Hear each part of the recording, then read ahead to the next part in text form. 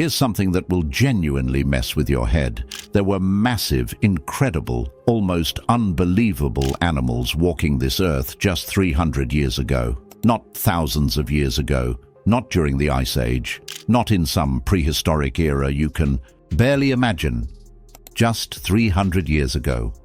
Your great-great-great-great-grandparents were alive at the same time as these creatures. Some of these animals were so big, so strange, and so powerful that if you saw them today, you would think they were made up.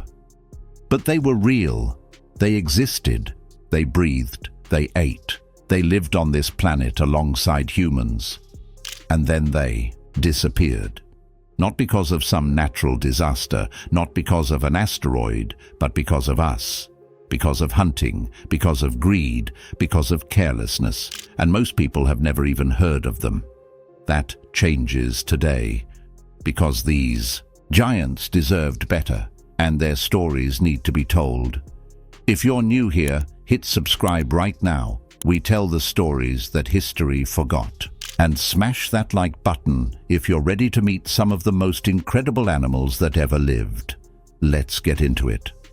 Let's start with one of the most jaw-dropping animals on this entire list, Stella's sea cow. If you've never heard of this animal, you're not alone.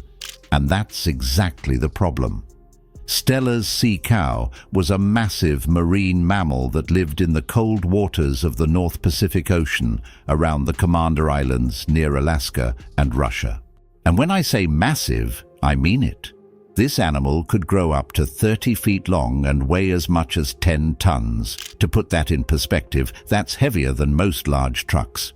It was related to the modern dugong and manatee, but it was incomparably larger. Where a modern manatee might reach 10 feet and weigh around 1,000 pounds, Stella's sea cow was 3 times as long and 20 times as heavy. It was discovered by a European scientist named Georg Wilhelm Stella in 1741, when his expedition was shipwrecked near the Commander Islands. Stella spent time studying and documenting the animal, and what he described was extraordinary. The sea cow was slow-moving and completely unafraid of humans. It floated near the surface of the water, grazing on kelp, and it apparently didn't even try to escape when hunters approached. It was gentle, calm, and enormous.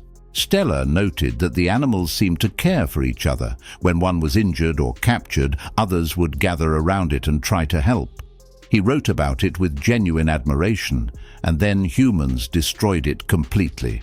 Once Stella's discovery became known, hunters flooded the area. The sea cow's meat was described as delicious, its fat was useful, and its skin was tough enough to make boats. It was a perfect target. It was huge, slow, and had no fear of people. Within just 27 years of its discovery, by 1768, Stella's sea cow was completely extinct.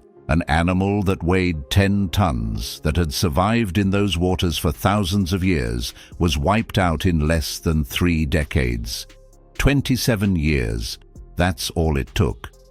Now let's talk about the dodo, but not the way most people talk about it. Everyone knows the dodo went extinct. It's become a cultural joke, a symbol of stupidity, of an animal so dumb it just lets itself be killed. But that framing is completely unfair. The dodo was not dumb. It was perfectly adapted to its environment. It lived on the island of Mauritius in the Indian Ocean, an island where it had no natural predators. None. So it had no reason to develop fear responses or flight instincts. It was a successful, well-adapted animal in the environment it lived in. When Dutch sailors arrived on Mauritius in the late 1600s, the dodo simply didn't know what danger looked like. It had never needed to learn. The sailors hunted the dodos directly, but the bigger killers were the animals the sailors brought with them: rats, pigs, cats, and dogs. These invasive animals ate the dodo's eggs, which were laid directly on the ground because the dodo had no predators to hide from. The combination of direct hunting and egg destruction was devastating.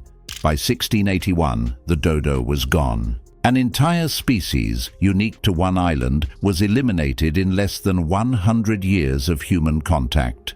Then there's the great auk. This bird is one of the saddest stories in natural history. The great auk was a large, flightless seabird that lived across the North Atlantic Ocean. It was about 3 feet tall, black and white, and looked a bit like a penguin, though it wasn't related to penguins at all. It was an extraordinary swimmer and an important part of the North Atlantic ecosystem. Indigenous peoples had hunted the great auk for thousands of years in sustainable ways, and the bird had thrived. But when European sailors and hunters arrived in large numbers, everything changed.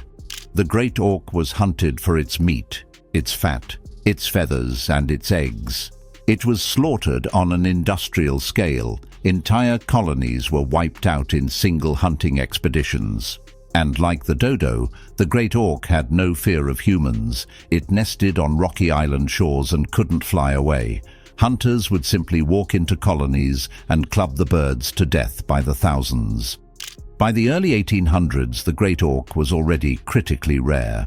And then, on June 3, 1844, the last 2 known great auks were killed on a small island off the coast of Iceland by 3 fishermen who were hired by a collector who wanted a specimen. The last 2.